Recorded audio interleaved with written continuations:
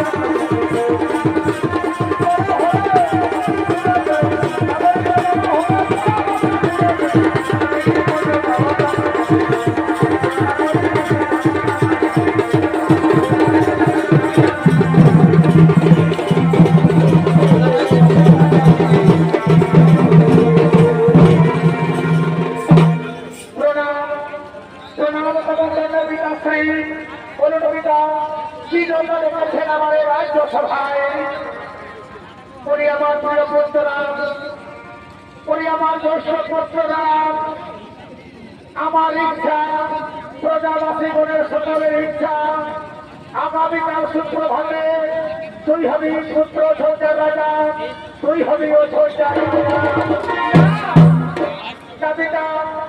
এ কেমন করে সম্ভব হবে পিতা? আপনি সবে থাকতে আমি কেমন করে ও ছোটা রাজা হব না পিতা? আমি রাজা হতে পারবো না পিতা। ওরে পুত্র, আমার যে বৃদ্ধ অবস্থা বাবা, এই বৃদ্ধ অবস্থায় আমি রাজ্য পরিচালনা করতে পারি না। তাই তুই পিতার কথা পালন না করে তুই হবি পুত্র ছোট রাজা, তুই হবি ও ছোট রাজা।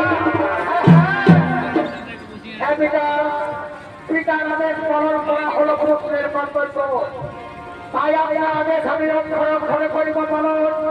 আমি সমস্ত প্রজাবাসীগণকে পুত্রের সহিত ভালোবাসা দিয়ে আমি হব সত্যা রাজা পিতা, আমি হব প্রণাম প্রণাম তোমার পিতা। তাহলে এখন আমি আসি পিতা, তাহলে এখন আমি আসি।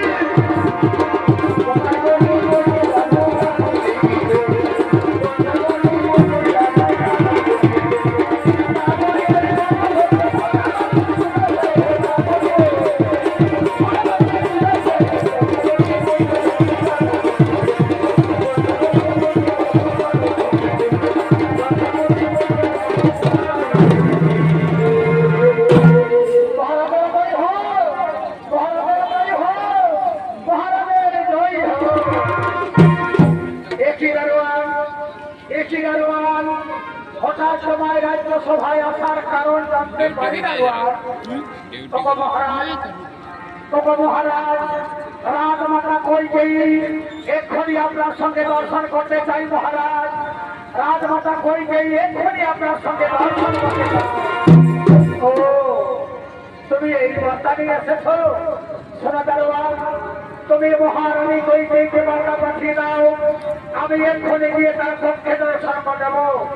শোনো শোনো মন্ত্রীগণ, শোনো আমার প্রজাবাসীগণ, তোমরা সারাজ্যে ঘোষণা করে দাও আগামীকাল সুপ্রভাতে আমার জ্যৈষ্ঠ পুত্র রাম হবে অযোধ্যা রাজা। আমার জ্যৈষ্ঠ পুত্র রাম হবে অযোধ্যা রাজা।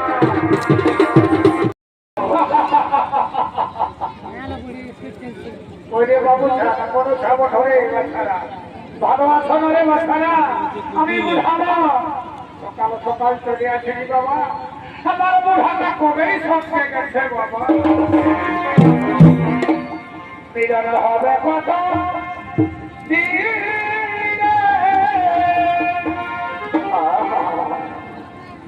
আমার মনের হবে আমার মনের সঙ্গে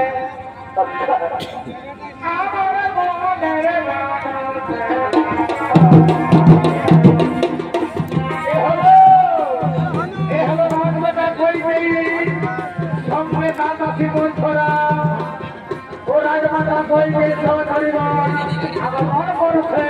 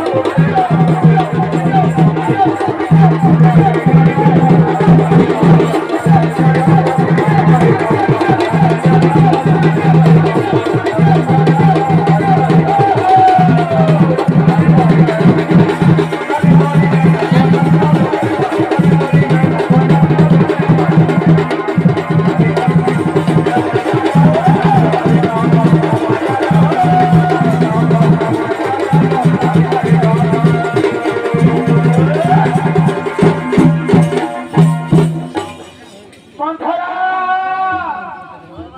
ওরে দাসী মন্থরা এই রে তোর জন্য কত সুন্দর আমি একটি উপহার এনেছি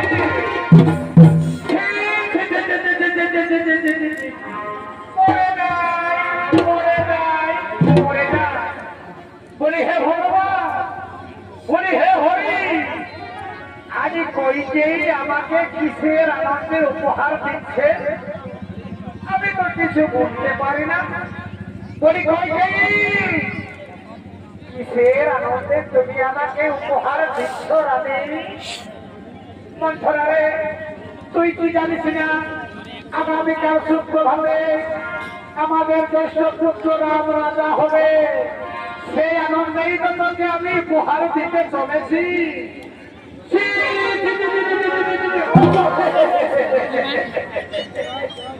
ও বাবরে কোন বাড়ি ভয়াই খুঁটাটা গাড়িয়ে ফেলো আমার খবর বাজাই একেবারে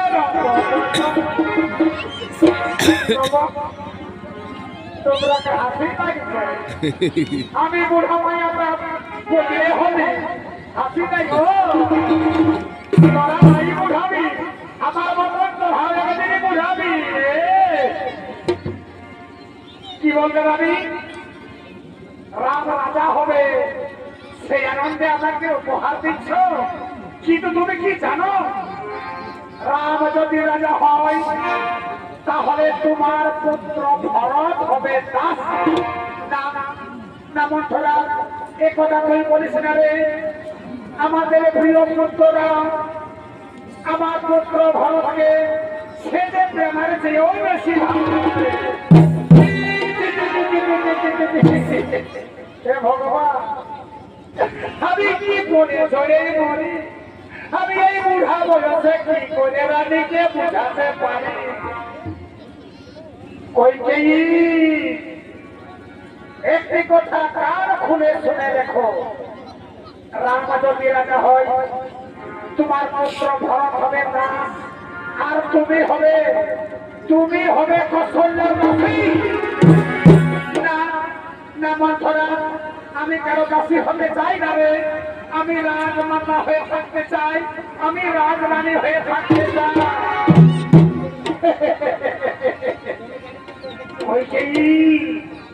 তুমি যদি রাজরানী হয়ে থাকতে চাও তাহলে তুমি আমার কথা মতো চলো তাহলেই তুমি রাজরানী হয়ে থাকতে পারবে মন্থরা রে তুই একটু আমায় বুঝিয়ে বল না আমি বড়ই বল আমি কি করব তুই একটু আমায় বুঝিয়ে বল না রে বলবো অবশ্যই বলবো রানী জানো রানী আমি তোমাকে কোলে পিঠে করে মানুষ করেছি তোমার যদি দুঃখ হয় আমি কি সহ্য করতে পারবো না তোমার মনে পড়ে সেই দিনের কথা দেবাসুর সংগ্রামের সময় মহারাজ দশরথ অজ্ঞান হয়ে পড়ে তার জীবন দান করেছিলেন তখন রাজা তোমাকে দুটি বর দিতে চেয়েছিল সে নাও রানী সেই দুটি বর মহারাজের কাছে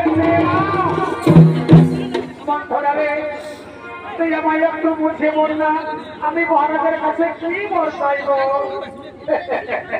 বলবো বলবো ওই জন্যই তো আমার নাম দাসী মন্থরা আমি এর কথা তার কাছে তার কথা ওর কাছে রানী তোমার প্রথম বর হবে তোমার পুত্র ভরতকে তুমি করো অযোধ্যার রাজা আর রামচন্দ্রকে দাও 14 বছর বনবাস মন্থরা রে কিন্তু মহারাজকে মেনে নেবে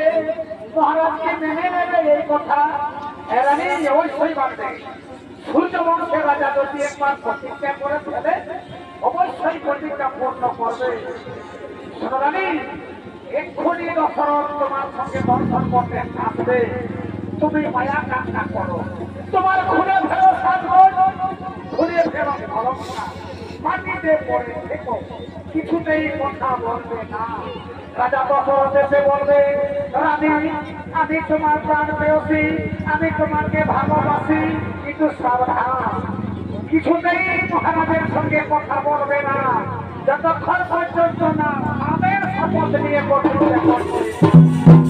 ওই দেখো মহারানী, মহারাজ তোমার পক্ষে এক্ষুনি এসে পড়বে। আমি এখন আসি রানী, আমি এখন আসি। জয় সীতারাম। হ্যাঁ, এইবারও ঝঞ্ঝারাম প্রসাদটা দাও দাও করে দেবে। আর আমি দাসী মন খরা, আমি কি করবো জানো?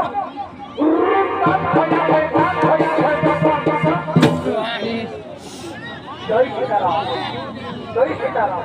এ বাবু, আমি বুড়া ভগবতী কন্যায় ঢুকিয়ে দিতে অটক বাড়ি করাতে না বাবা। আজকালের ছেলে ছেলেকে বিশ্বাস নাই যে আমি নিয়ে যেতে পারবো। জয় সীতারাম, জয় সীতারাম, জয় সীতারাম।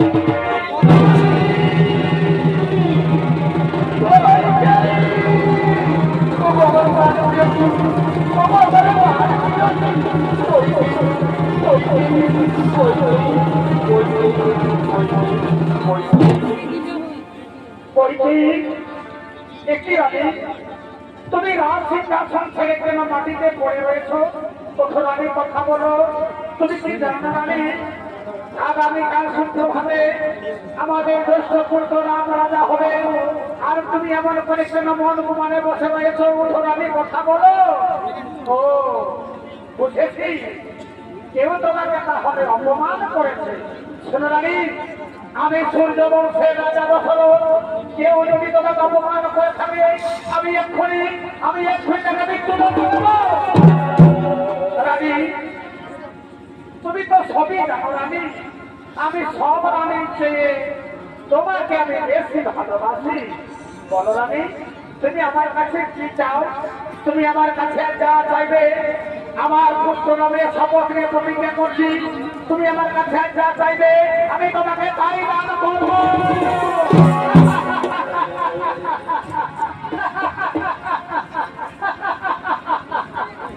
কি বললে মহারাজ? আমি যা চাইবো তাই আমাকে দান করবে? হ্যাঁ রানী, হ্যাঁ। আমি সূর্য বংশের রাজা দশরথ, আমি আমার জ্যেষ্ঠ পুত্র নামের শপথ নিয়ে আমি প্রতিজ্ঞা করছি, তুমি আমার কাছে যা চাইবে আমি তোমাকে তাই দান করবো। শুনুন মহারাজ, তোমার মনে পড়ে সেই দিনের কথা?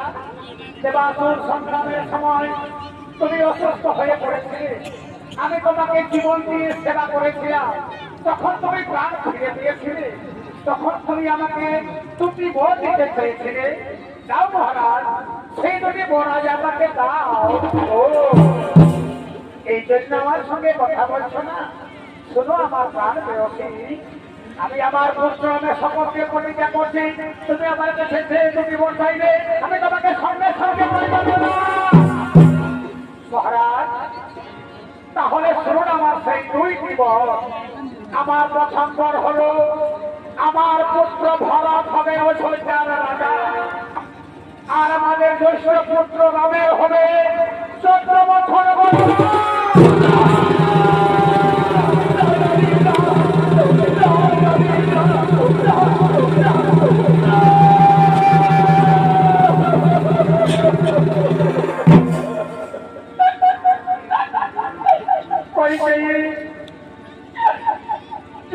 কথা বললে তুমি কইকেয়ী, তোমার পুত্র ভরত হবে অযোধ্যার রাজা, আর আমার প্রিয় পুত্র রামের হবে 14 বছর বনবাস। কারণে আমি রামকে বনবাসে দিতে পারবো না রানী, আমি রামকে বনবাসে দিতে পারবো না। তুমি না সূর্য বংশের রাজা, সূর্য বংশের রাজা হয়ে যদি তুমি প্রতিজ্ঞা লঙ্ঘন করো, তাহলে সূর্য বংশের কলঙ্ক হবে তুমি, সূর্য বংশের কলঙ্ক হবে তুমি। এত বড় শাস্তি আমার দিও না রানী। তোমার পুত্র ভরতকে তুমি অযোধ্যার রাজা করো, আমি স্বীকার করে নিলাম, কিন্তু আমার প্রিয় পুত্র রামকে তুমি বনবাসে দিও না রানী। এই রাম যদি বনবাসে চলে যায়, এই রাজা দশরথ বাঁচবে না রানী, এই রাজা দশরথ বাঁচবে না।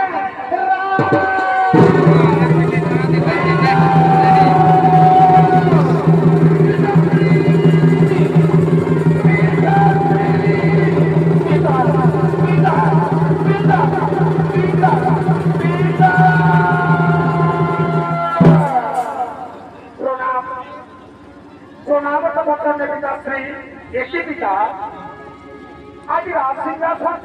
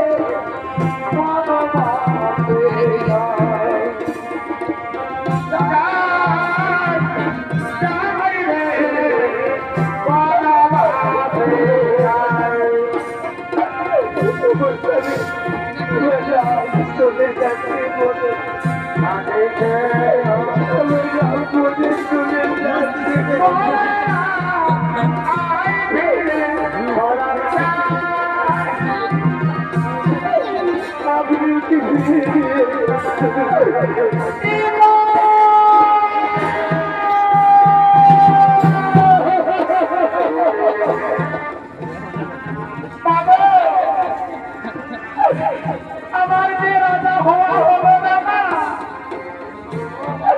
আমি যে পিতৃয়াদেশ পালন করতে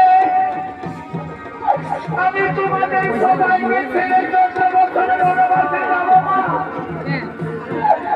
তোমরা আমাকে আশীর্বাদ করো মা জননী তোমরা আমাকে আশীর্বাদ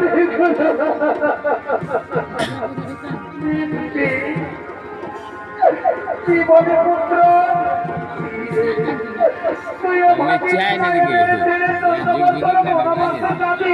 এখন লীলা চোখ দিলা আরে মায়ের কাছে তুই বিদায় নিতে এসেছিস ওরে পুত্র আমরা মা হয়ে কেমন করে তোকে বিদায় দিতে পারবো বাবা তারে আমরা যে তোকে বিদায় দিতে পারবো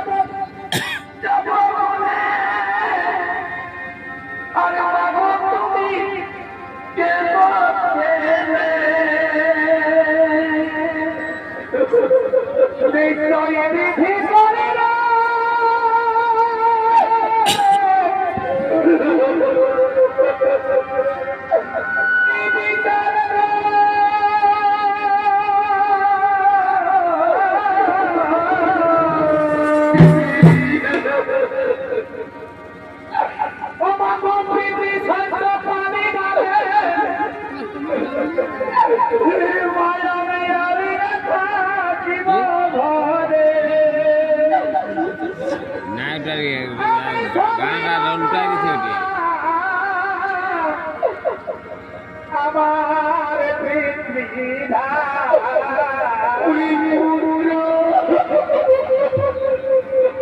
ও মা জননী তোমরা বেদনা গো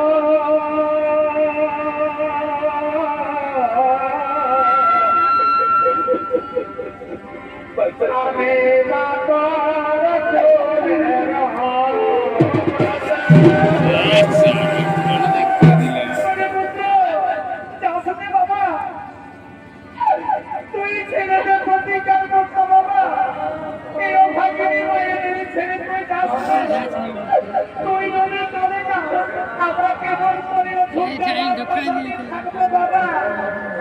তুই আমাদের ছেড়ে যাস দেবতা বটে কালে মাগিনা বটে তো তিনটা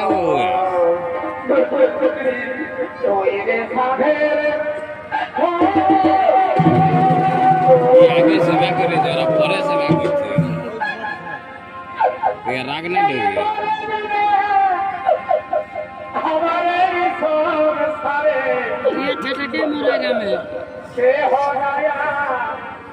ওরা দু লোককে ভালো করে ভালোবাসে এক এই সবটা তোমার মুক্তি ছেলেটা মাথা আছে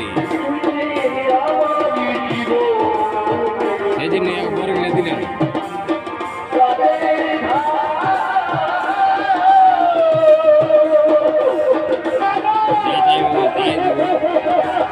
যেটা বললে সেটা কথা রাখবে যে রাজা হাতে আগে বুঝলে না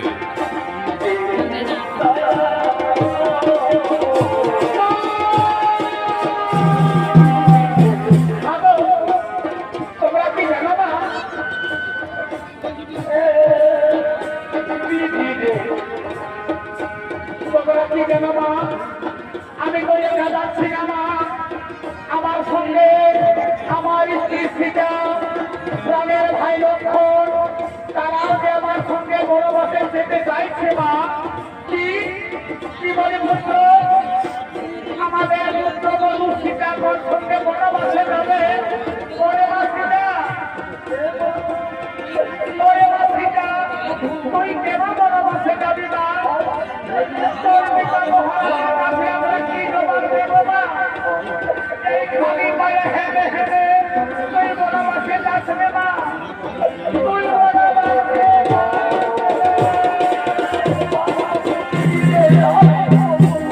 মা। বাবু তবে এখন জানো মা, নারীদের স্বামী হলো ভগবান, তাই আমার স্বামী দেবতা 14 বছর বনবাসে যাবে, আর আমি কেমন করে রাজপ্রসাদে থাকবো মা? বাবু আমার স্বামীর সেবা করতে আমি যে 14 বছর বনবাসে যাবো মা, তোমরা আমাকে নিয়ে যাও মা, তোমরা আমাকে নিয়ে যাও।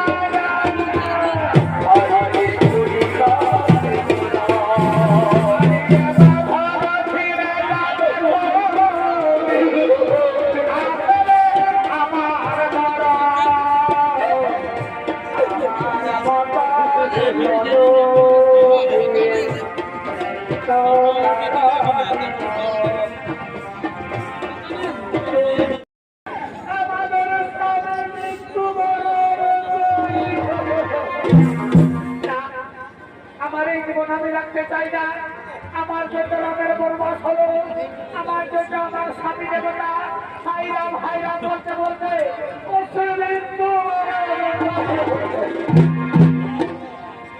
বলবে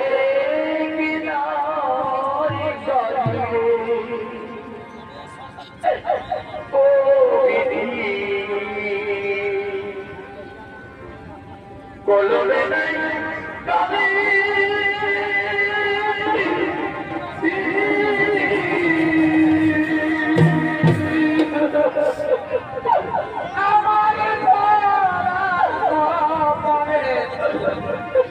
এই মিঠে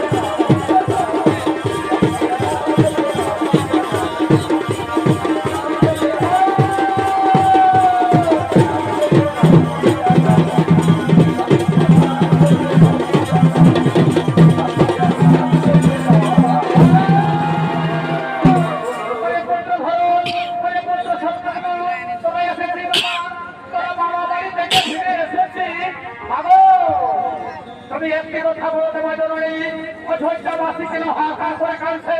অযোধ্যাবাসী কেন হাহাকার করে কাঁদছে? এই জন্য অযোধ্যাবাসী করে হাহাকার করে কাঁদছে রে বাবা। আমি তোকে রাজা করতে গিয়েছিলাম পুত্র, আর তোকে রাজা করতে গিয়ে আমি রামচন্দ্রকে 14 বছর বনবাসে জীবন দেবা। আমার প্রভুকে আমার দাদাকে তুমি 14 বছর বনবাসে দিয়েছ, কিন্তু কেন কেন কেন? আমি অন্যায় করেছি, তুই আমাকে ক্ষমা করে দে বাবা। মাতা, আমি তোমাকে কিছুতেই ক্ষমা করতে পারবো না। আমার দাদাকে বনবাসে দিয়েছো, আমি তোমাকে ক্ষমা করবো না। ওরে পুত্র, আমি মা হয়ে তোর কাছে ক্ষমা ভিক্ষা চাইছি, তুই আমাকে ক্ষমা করে দে। বাবু, আরেকটি কথা বলো বাবা, আমার পিতাশ্রী ভালো আছেন তো? আমার পিতার জন্য আমার মন কেন টুকরে টুকরে কাঁদছে? আমার পিতাশ্রী ভালো আছেন তো? ওরে পুত্র, আজ আমাদের সবই কিছু শেষ হয়ে গেছে পুত্র। রাম বনবাসে যাওয়ার কালে পুত্র শোকে হাই রাম বলতে বলতে তোর পিতাশ্রী স্বর্গে